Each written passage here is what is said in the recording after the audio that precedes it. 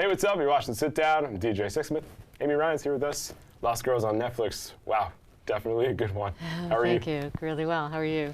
So this one was intense. It was dark. It was deep. You've done a ton of great work in your career, but what was it like playing this woman here? This woman, this character is named Mary Gilbert, and she is the mother of a young woman who has gone missing. And when Mary starts to look for her daughter out in Suffolk County, Long Island, because she realizes her phone records are showing a lot of calls from that area, she gets very little support, if any, from the police department. And that only fuels Mary to pursue this. She gets, when she's ignored, she gets louder. When she's dismissed, she shows up more. Yeah, she ratchets it up to a whole different level. Yeah. What's it like playing a woman like that? Because this was a real person, so you had the footage to go off of, and then how do you put like your own spin on it too? Yeah, before we started production, Liz Garbus and her team just handed me a treasure trove of video footage from when the real-life Mary Gilbert was on local news stations and such, you know, keeping the story alive in the press as best she could. So, you know, I would mine through that as best I could. What can I take of her rhythms, or, you know, her voice pitch, anything that might just hook me into it. I wasn't looking to, you know, be her absolute doppelganger and, you know, step into her skin, but anyway, just finding her rhythm and her energy, and she had such incredible drive. I don't know how she worked 2 jobs, lived up in Ellenville, New York, but would get out to Long Island and just to keep this going. And she was a remarkable woman. Yeah, I mean, over the course of a year, right? I mean, this isn't just like a short-term window. This is like a lot of her life. She had kids also. That's right. Just and amazing. A single mom, yeah. You know, so yeah, she had a lot on her plate. Definitely. And when I watch this movie, I think a lot about how the police react to certain situations depending who's involved.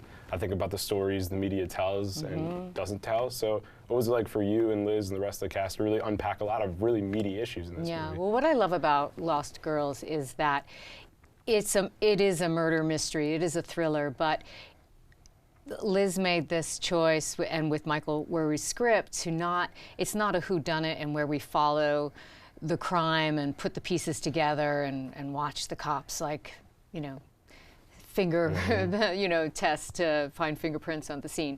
It shifts the focus really quickly from the start of the film onto the victims and the victims' families, and it brings them back some dignity that was never given to them by the police department and even news media, who would only refer to these women as prostitutes, hookers, sex workers. And what Mary did, and what I believe the film really supports, is let's refer to them as mothers, daughters, women, friends, you know, and not dismiss them. I think the other side of the coin is it's just a salacious story, and we get hooked in by the grittiness of it, but we're not seeing the humanity of a life lost.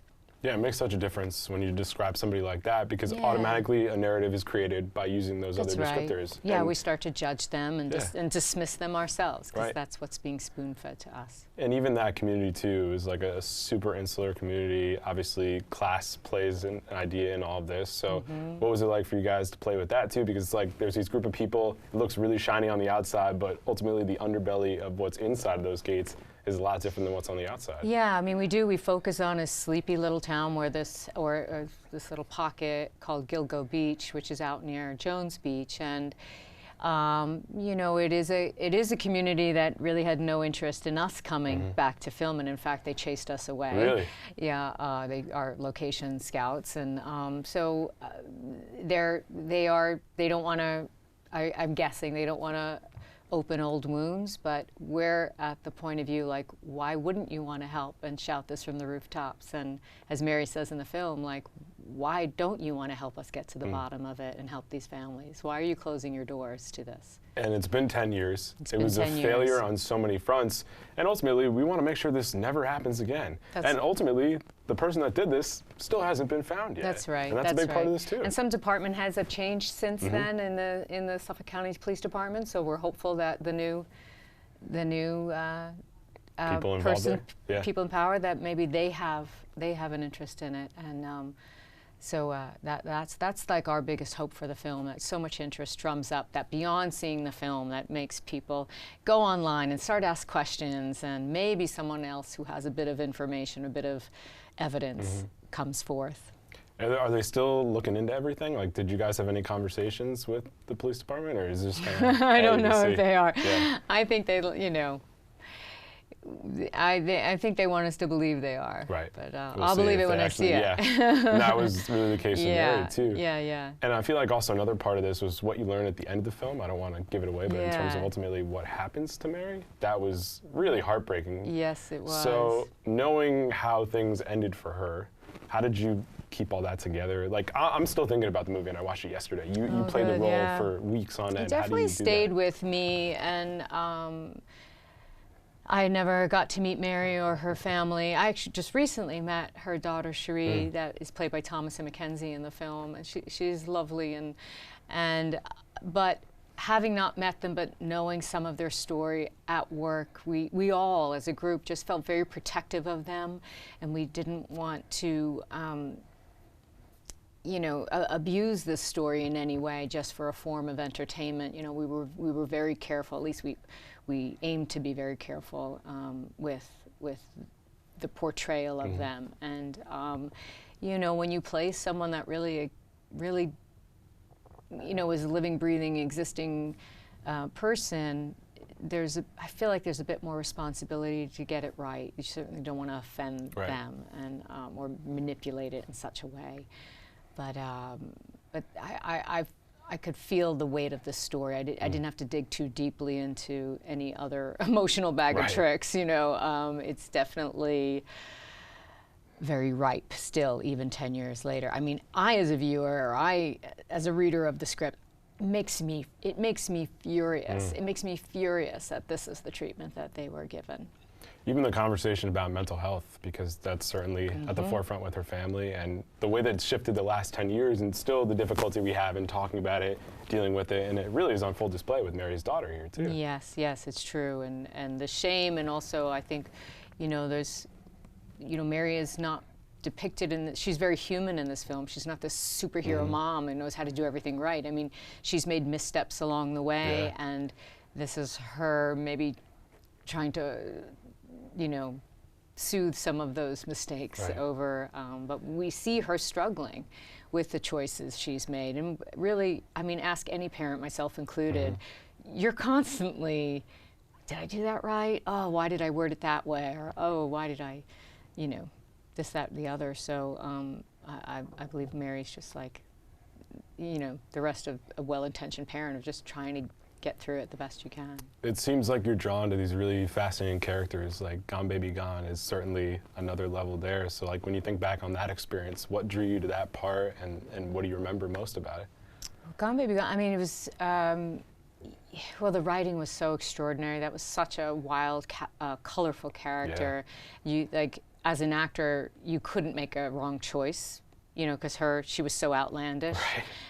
Anything was, you know, anything would have been right. But again, two very different women. You know, it's interesting. I met someone recently and said, "Oh, you're playing the same type of woman again." And I was like, "Are you kidding me?" I said, "No, totally different." That's your prejudice towards a person in a certain economic background, because you're talking about a drug-addicted person who really wasn't fully present enough to even look for her daughter, and you're talking about a woman who doesn't do drugs, who was doing everything in her power to find her daughter. And you know, maybe you're confused because you know there's similarities in the physical appearance because it's me, but I do think there is, you know, there is a lot of a dismissive attitude if someone is just simply, you know, doesn't have the right clothes or the right education, and you know, they just let's lump them all together. Right, we're gonna put you in a box, and those women are totally different. If you watch each for 5 minutes, you know that. But some people just can't get beyond the surface, and I'm sure that's extremely frustrating for you because you've lived those two parts, and you know there's a huge difference between those two women. Yeah, it's annoying, but I totally understand it. But that's, you know, that's part of my job, is to I hear you. remind an audience these are very different human beings we're looking at. But you have this like insane range as an actor too, because then you play Holly in The Office, and I'm watching you do that, and I'm like, you got comedic chops, and like I'm wondering, like, is it easier for you to get into the funny or to go dark? Because like you really pull off Dark both. is always easier. Yeah, why is that? You're dealing, when you're nervous or you're hoping, you're anxious, so something will come to get the surface. Mm-hmm. You're using your ability there on set, like the actual, what am I trying to say? The actual energy that Sure. you're coming in with, and I think comedy's harder. But I always felt like there was this moment on The Office, like right before cameras roll, I was like, this is either going to work or I'm about to make the biggest fool out of myself. And like true fear, like, I don't know. Yeah, because that comedy is very specific. I couldn't cry myself through it. Right, you can in the drama.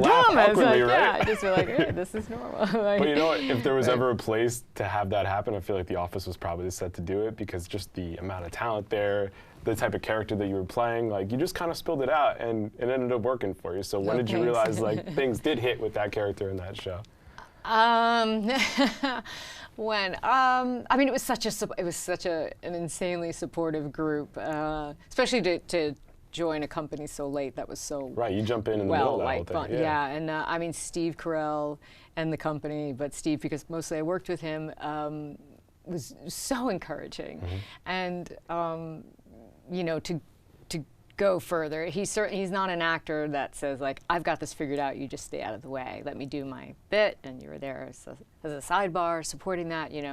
He was one saying like, do more, like that's the right direction, and he was great. So I think feeling at home and at ease, then you're relaxed, and then you can make a fool out of yourself. What's it like watching Steve Carell play Michael Scott and then also do Beautiful Boy at the same time? Oh my gosh. Well, Steve is a really, when I met him in person on set at The Office, I met him before that on this film, Dan in Real Life, and his waters run deep. He's he's a quiet guy. He's not one looking to be the center of attention and make everybody laugh, So it wasn't a surprise to me to see him go deep and dark in many roles that he's played, even before Beautiful Boy. But we had that moment in Beautiful Boy, the first time we did the scene where we meet each other in the hospital, and we started laughing. And it's like, okay, cut. Right, we gotta get a little serious here. But I'm sure you guys are like, this is crazy, right? Yeah, it was weird. Yeah. In a good way. I'm always understand. happy to be around him, and Timmy was really sweet about it, because he's like grew up on The Office. He's like, I can't believe Holly and Michael are playing my parents. It's trippy, yeah. So we all had a good laugh. That's really cool. And in a different way, working with Seymour Hoffman, I'm sure, was amazing as well. And Capote was a great movie, and you worked with him a couple different times. What stuck out the most about him on set and just his friendship? I remember right before we shot Capote, we were in Canada and doing costume tests and whatnot, and I had just arrived, and I met Phil just passing in the hallway quick, and oh great, when'd you get in, and all that kind of talk, and then he just looked up to me and he goes, this is going to be a scary one. And then he walked away. Wow. And then you get cut to him winning the Oscar. It's like amazing. But Phil and Capote, and Bennett Miller, our director, like there wasn't, at least we weren't aware as actors of the big, like, okay, quiet on set and sound speed and action. It was a really soft, like, roll in, and Phil had done so much work and was improvising, and he'd just start talking as the character. And then we'd all kind of follow in, like, we must be ready. And then you'd realize, oh, here's the first line of the scene, so now we're in it.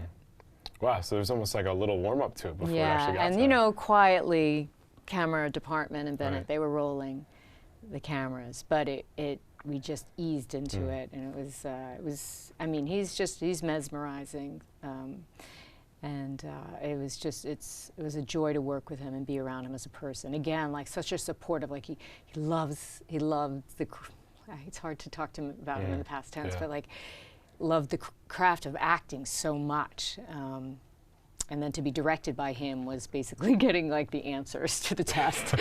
He's like, you do it like this, but then add this and this and this and this. And you're like, your mind is what? insane. How are you pulling this off? How do you do 4 things? I can do maybe I'm just 2. trying to do 1 or 2, right? You want me to do 4? Well, speaking of amazing. directing, how about Steven Spielberg? I mean, the people you've worked with is just insane, but what do you take from the Spielberg experience? On Bridge of Spies, it was, I'll never forget this moment of watching Steven come up with an idea, and it was, there's a scene where all the reporters and the old-fashioned cameras and the flash bulbs, and they pop and they go on the floor, and he quickly added a shot. He's like, when you leave, I want you all walking over the broken glass, and he got down on the floor with the camera. Wow. Like, you know, it was an idea he had at the moment, and put a camera here, and he laid down on the floor to see what it would look like, and I just saw this. He looked like a 12-year-old kid in his backyard again, like this enthusiasm and passion for filmmaking is still with him after all these years. And it was really exciting to see that. And again, like such a kind man, such a kind, generous man. And other directors are probably getting their DPs on the ground. Yeah, do that, right? Yeah, to like stand in. It's crazy. Yeah, it really yeah. is. When you think about your career, I mean, you've done all this really great stuff. You did The Wire towards the beginning of it. Like, The Wire's had a good shelf life, too. Oh, People yeah. are still checking it out. What do you remember from that experience? The Wire, we knew it was something special. We knew it was different as actors, and even just as a social project. Right, you've like done it enough had, where you're like, okay. yeah, exactly. You read enough scripts and know that, like, and we were so surprised. We were like, where is everybody? Where, you know, we had a small audience and they were devoted. But it wasn't until the DVD box set life, which is so funny to talk about now. How yeah, I people found know the show, it's so right? like antiquated at DVD, like, you know. But where people started watching it in like a binge watching way, which then suddenly everyone was coming out of the woodworks, and we're like, we knew you'd come Like, thanks, guys. eventually, Yeah, we but knew like, this was gonna happen. but yeah, that was. I think, like, sometimes when I choose a project, I'm like, okay, end of days. Looking back, Right. was it worth going to do this film? You know, filming in Ohio is for 6 weeks and no Right. money, or you know, Right. whatever. But without a doubt, The Wire, absolutely worth every day spent making that. That's really cool. I mean, this one has to fall This right one into that category absolutely, too, right? yeah. So people are going to be able to watch this for a long time coming because it's in theaters, it's on Netflix. So what do you want people to feel when they check out this story? Like me, I learned about it for the first time. Some people may know it. What are some of the feelings you want them to have? I want them to continue the outrage that we feel. I want them to carry that on and be online sleuths and start making noise on their social media accounts and you know, bring so much attention to the film, and that maybe then we figure out, we as a collective community can help solve this crime. Yeah. Well, These crimes. Yes, absolutely. Well, you are amazing in the film. Thank you for coming in. Thank you. Really nice to meet you. So nice to meet you, DJ. Check out Amy, March 13th, Lost Girls for Amy. I'm DJ. See you next time here on The Sit Down.